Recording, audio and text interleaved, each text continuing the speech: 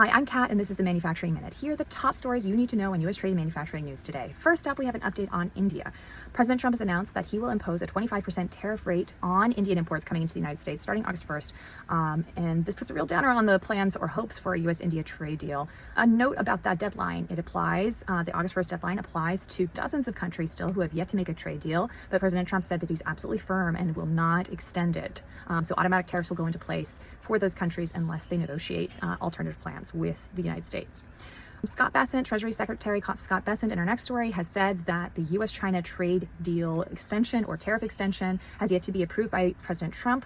So we may see some changes there. We'll keep an eye out.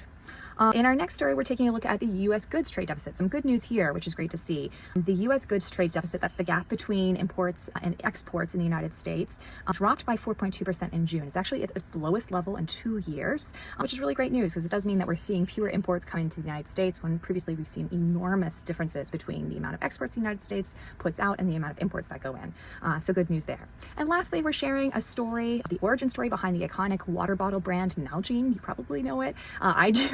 Certainly as a millennial, that's very familiar. We wanted to share how this company came about. It's a made in New York company, and it's got its start in a lab equipment manufacturing plant. So take a look.